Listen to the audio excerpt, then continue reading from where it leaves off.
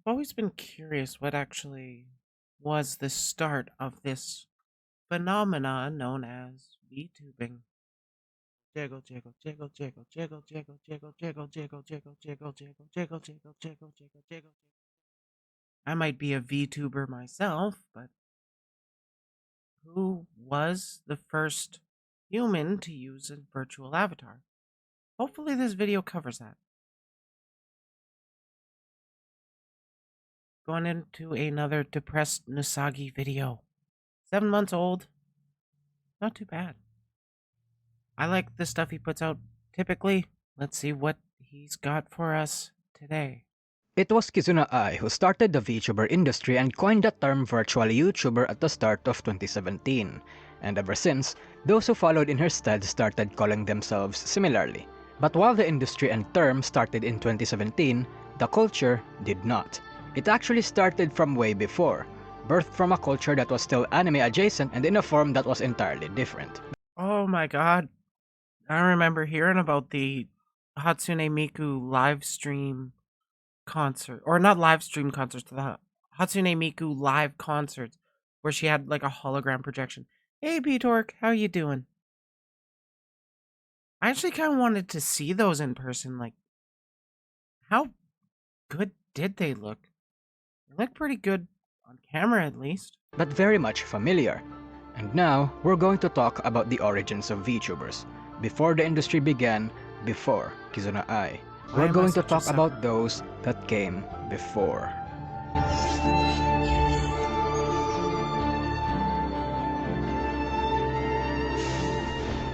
Doing pretty well. Looking into the origins of VTubers. The modern definition of a VTuber is that they are anime-adjacent content creators using virtual avatars and play into a kayfabe. Whether they be idols, demons, adventurers, abstract concepts made material, whatever. This is VTubing as we currently know it as. But at its essence, I think VTubing is a very specific and modified extension of voice acting, breathing life into an avatar and playing a character for the entertainment of others. That is certainly an interesting perspective. Though there are a lot of smaller creators that aren't as pushing into the kayfabe of I'm playing a demon.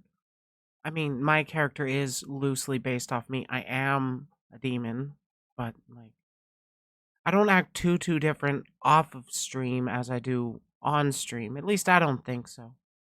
I do try to keep it a little more positive spinning on stream. In ye olden age, going virtual was not possible. Fucking obviously. But this desire to project a personality and character into an avatar was something that existed way back then in the form of puppets. But I'm not going to talk about the history of puppetry, nor am I going to say that every computer-generated characters from shows like Kimono Friends are technically VTubers. But in any case, stepping into the virtual world, the first form of VTuber culture was from virtual singers and virtual bands. And the first virtual band to reach breakout success was none other than Alvin and the Chipmunks. Oh, fuck. I forgot about them. Holy shit. Thank you, Nusagi. Created in 1958, Alvin and the Chipmunks became downright iconic in the Western world. Following this, many others tried to follow in their steps and tried to reap the same rewards, like the Archies. But it would be in Japan where the first template Josie and the Pussycats, Deathclaw. for a virtual idol would be born, as Japanese talent agency HoriPro would release Kyoko in 1995. This is the primordial ancestor of Japanese virtual idols. With such an innovative concept, one would think this is probably going to be a massive success. They weren't as difficult to handle like a human being and did not have maintenance costs other than tech wizards that were needed to operate them. However, that wasn't the case. Virtual performers like these were a novel concept, but it's just that we didn't have the proper technology and demand at the time. There was just no way a virtual idol was going to compete with an actual human with this kind of janky ass movement and uncanny dance moves. You might Yeah, there is a sort of personality and emotional flair that every idol and dancer and performer adds to their performance. That's why I don't think even like Kizuna AI could possibly replace all of VTubers. The AI just lose the details that really make the individual themselves, that really makes them stand out. I think it's not that bad, but the results spoke for themselves. Kyoko was born too early. The technology and demand just wasn't there yet. Despite the heavy interest that her debut announcement spawned at the time, the project didn't really find that much popularity and eventually ended her activities in 2007. They then made her daughter named Ayano in 2018 who actually became a full-blown VTuber, and is actually still active now, but she's not finding much success. Though if you happen to wanna visit her, links will be in the description. Following Kyoko, other CGI virtual idols took to I might want to check that out actually. Oh, it's VODs of it's just VODs of the live stream of the AI playing the game. I mean, oh, it's just the live stream. Yeah. That's not in and of itself going to generate a whole lot of interest. You're going to have to condense it down to the more interesting parts to really see more success. Because, like, I'm going to be honest, just having your YouTube as a VODs archive is not going to help you grow. You got to put out content. Melcy for sure proved that idols exist VTubing. No, she doesn't. And she sure sings. She does have a pretty good voice, not gonna lie. I honestly wish I could have caught Mousy's live concert. I didn't hear about it until afterwards because, I didn't get into the. Oh, you did? Nice. I didn't get into following more of the mainstream VTubers until recently.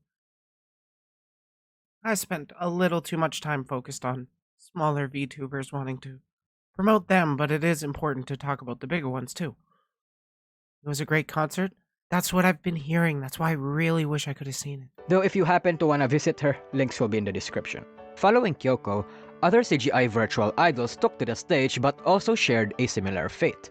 The first K-pop idol followed suit in the Nice. form of Adam, and another Japanese virtual idol, Yuko Terai, would also debut a year after Kyoko did. And they all had similar problems. They just looked absolutely weird and were just way ahead of their time. But just because Kyoko failed doesn't mean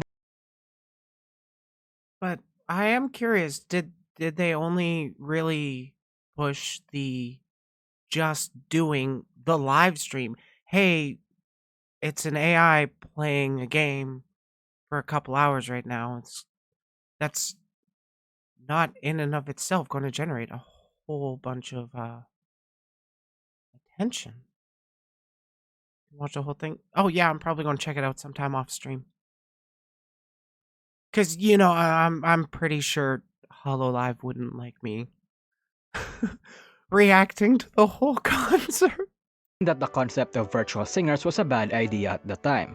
Kyoko was a grand project that was limited by the time's technology, lack of demand, and didn't have the proper tools to hook a bigger community. If one just happened to tone down the requirements of operation, like maybe change the avatars from 3D to 2D and choose a particular art style and aesthetic, maybe even try to mix different genres and try to appeal to different communities rather than just one, maybe, just maybe, it could actually work. This, ladies and gentlemen, was when in 1998, a virtual band was formed far out into the UK and rose to prominence, sparking unprecedented worldwide success and triggering something of a renaissance in the virtualization of entertainment.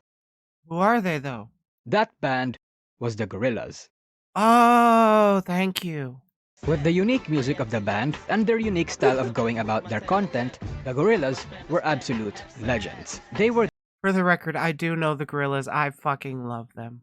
the ones that cemented the concept of virtual artists and burned it into the minds of many people. Whether they be average consumers or businessmen wanting to capitalize on the trend, they became a worldwide icon for virtual artists everywhere. And with the internet getting more and more popular as they worked, that only opened up more possibilities and directions as to where virtual form music would go. But in any case, the roots of VTubers again always have been Japanese, because that was when in 2004, Krypton Future Media would release voice banks for their Vocaloid software. Leon and Lola came out first, but they didn't really have that much influence into the culture that we currently know it as.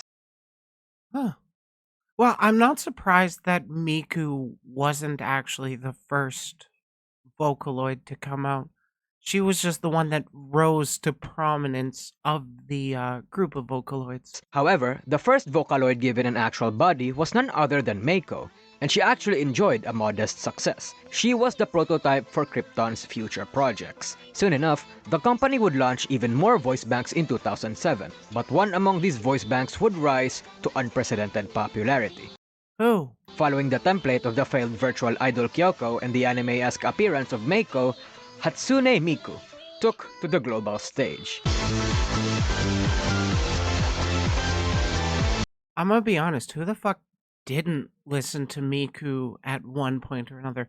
Pretty much everybody that I personally knew, not literally everybody, but everybody that I personally knew had at least one song they could point to that they were like, yeah, I like that song out of her, even though I don't consider myself a fan. But Miku got a lot closer or got further away from the uncanny valley with her pushing into the more anime aesthetic, the cartoonier look, rather than going for realistic, which is what I saw with the previous AI or virtual idols. Because when you try to go realistic 3D, A, it doesn't age well, and B, you're not always going to be able to get it right. Even modern day 3D animation sure gets weird. Fan art gets weird with Miku. Fan art gets weird with everybody. But even with modern day 3D graphics, they still fall into the uncanny valley. Though it is becoming a lot more of diminishing returns as developers keep pushing towards higher and higher graphic fidelity. I personally think they should go. Miku is underaged, is what I mean by weird.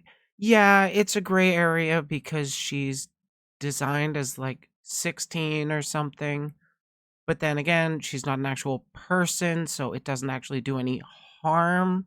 It's just sus to have that fan art. Graphics plateaued years ago. I don't think they quite plateaued, but like it's diminishing returns for how much better they get over the last few years. Like they kind of skyrocketed and then peaked. And then now it's just like you don't see the same kind of advancements that you did. That's why I want game developers and stuff to go more towards cell shaded graphics. Like Jet Set Radio was made at least 20 years ago, I want to say. But I think its graphics hold right up. The Naruto Shippuden Ultimate Ninja Storm series is really great for it literally looks like the anime, but you're playing it. That won't age out of looking good. That will always continue to look like the anime. But with even Motorsport 8, it does look great. But then as we still get a little bit better and a little bit better by the time we get to the next few generations, we'll look back at 8 and it'll be like, yeah, it's good, but it's not as good. But I still look back at the first Naruto Ultimate Ninja Storm and I think that game looks phenomenal. It was here when the concept of virtual idols and singers in Japan popped the fuck off.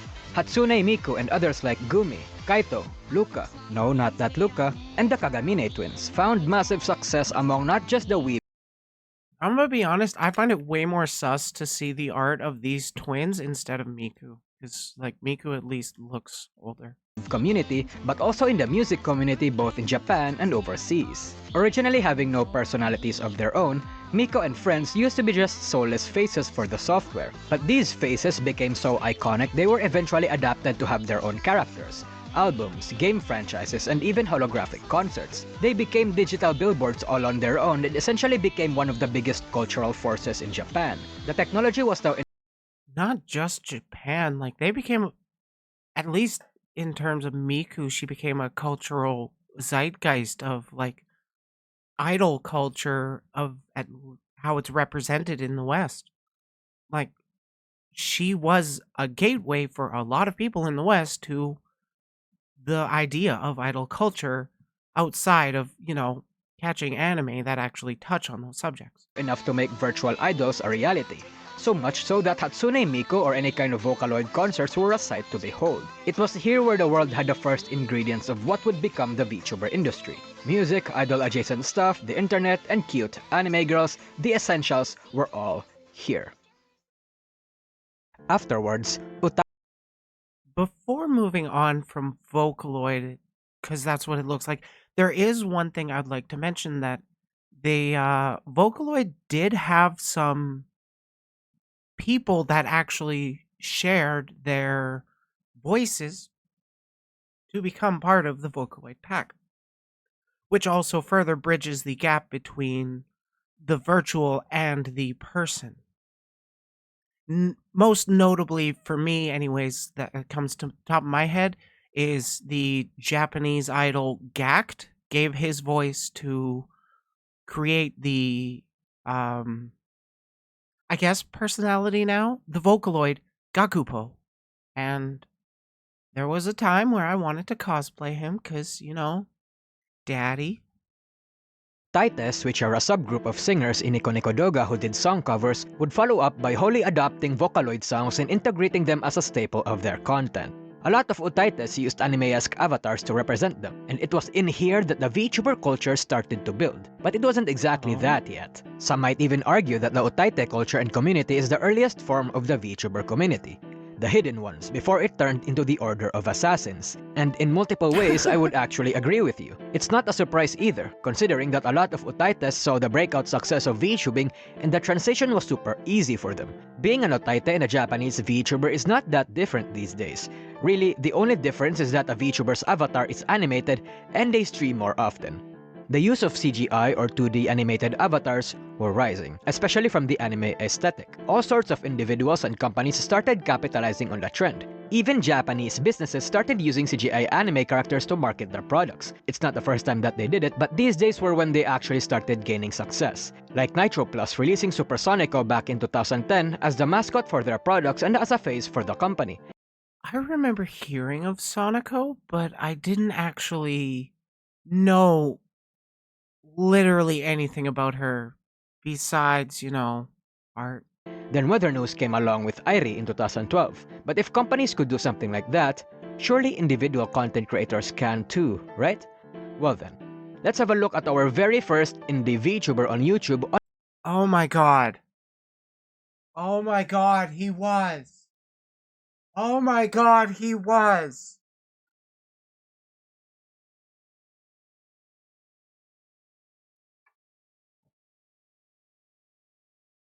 On its most primitive form, with its own kayfabe, shtick, and everything required to technically count as a VTuber. Oh my god.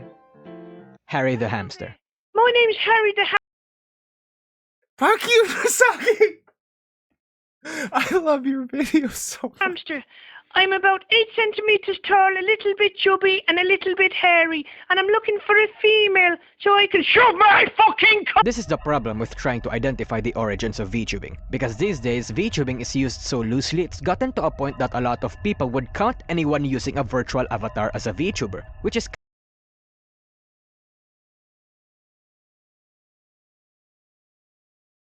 Well, I am one of those people that typically count anybody that uses some sort of virtual stand-in as a representation of themselves. kind of problematic as to defining what a VTuber is, to be honest. Look, point is, I know a lot of people are waiting for me to mention Annoying Orange, but as big and influential as he was, I don't consider him a VTuber, because doing so would broaden the definition so much it's going to lose its meaning. Because if I consider Annoying Orange to be a VTuber, then technically every single content creator using a CGI or 2D avatar would be a VTuber, which just doesn't sound right to me. I do consider him an entirely different prehistoric version of one though, an ape before it evolved into a human. Something like that. I'm not going to go into the intricacies of what being a VTuber is because that's an entire can of worms that deserves its own video. That being said, there is another prehistoric version of He does raise good points, though. So perhaps I should take the time to really hammer out what I would consider a VTuber, because obviously I would like to include PNG tubers, but then I don't want to use a definition that is so broad that it does actually include people that aren't quite VTubers. I think a lot of it would have to revolve around the live streaming aspect at least. At least I don't know. It's worth thinking about. I'll think about it more in the future. Of a VTuber that has closer ties with a modern definition though, Ami Yamato, who started off in 2011. She's a Japanese YouTuber living in England using a virtual 3D avatar and is what many people, including myself, would call one of the first real indie proto-VTubers. She's the closest breed to the kind of VTubers that we know as now. But the thing that makes her different was that she didn't really do typical VTuber activities like singing, streaming, or doing idol-related stuff. She was pretty much just a blogger, making random videos of random topics that she wanted to film and talk about. Her formula wasn't exclusive to her though, as other people such as the actual fucking Barbie would follow What? the same format and make her own vlogs, adding more to the point that companies were now starting to make their own interactive virtual characters to represent their products.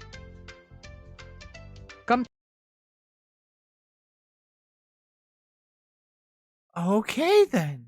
2014, an Indiegogo campaign known as FaceRig became extremely popular among those wanting to experiment That that smile. Wow. with virtual avatars, be it 3D or 2D. It was used by many content creators to make their own little skits and avatars, such as Gigak back in 2017 and even Iron Mouse when she started streaming. However, also in 2014, the next successful proto-VTuber that came up, as digitally drawn avatars became common, was none other than the grass eater herself, Aileen. She was still Vocaloid inspired for the most part, as she didn't actually use her real voice to talk. Rather, she used a voice bank and was actually more akin to an animated shitposter than a VTuber. She brought in the primordial An animated shit poster? That sounds amazing. meme that was Ebola-chan, and her content was pretty based if you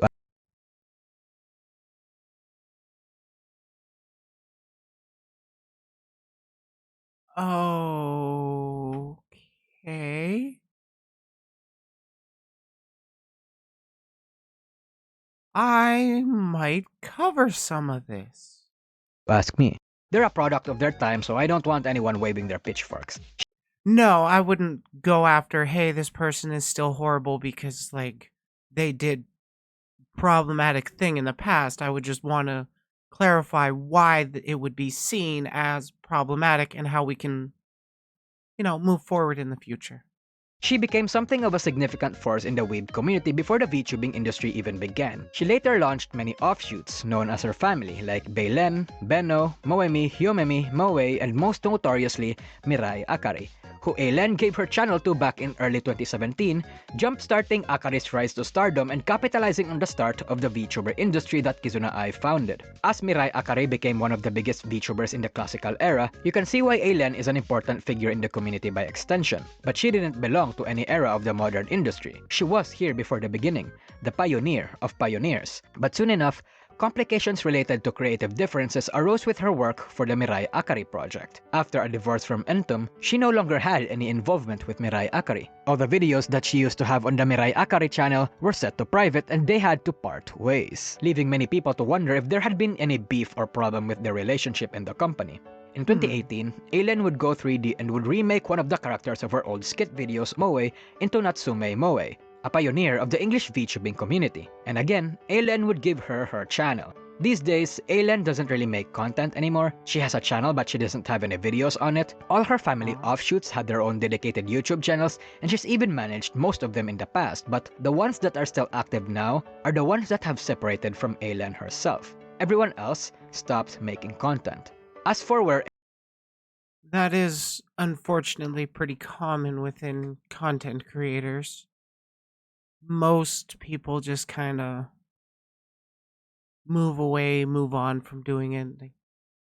Life happens. You honestly don't know. what happens with them. I do wish more people would be able to continue doing it. That's what I want. I want to see more creators being able to make a career out of it. Aileen is and what she's doing, I don't know. It's been a really long time and I haven't kept up. But it just goes to show you how easy it is to forget pioneers.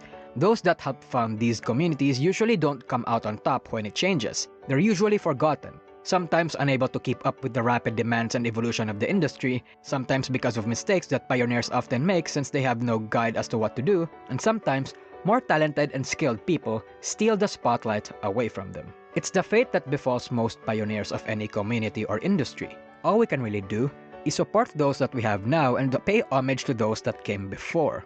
Aileen was an influential creator of the era before the VTubing industry existed.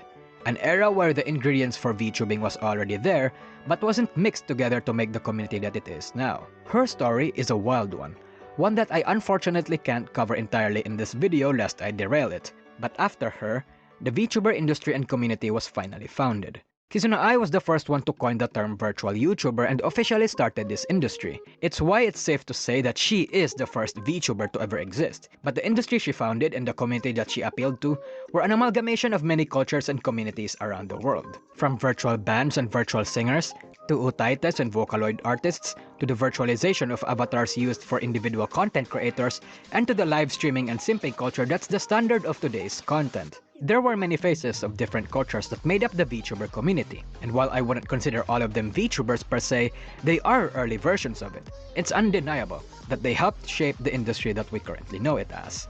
The origins of VTubing is the desire to project oneself into another form, to stop being you and live out the life of someone else and something else that was extraordinary. The desire to act, to be expressive, to be creative. At its essence, VTubing originated from the basic human desire to become the ideal version of ourselves. Wow, that was pretentious as hell. Anyway, Pretentious, but I goddamn enjoyed it. I am glad that Nousagi is able to keep up doing what he does. Honestly, I don't really have many wrap-up thoughts. I definitely want to take the time to really think about what does define a VTuber. Because obviously there's no denying that there's a cultural push, or there is the VTuber community out there. We clearly exist. We clearly thrive.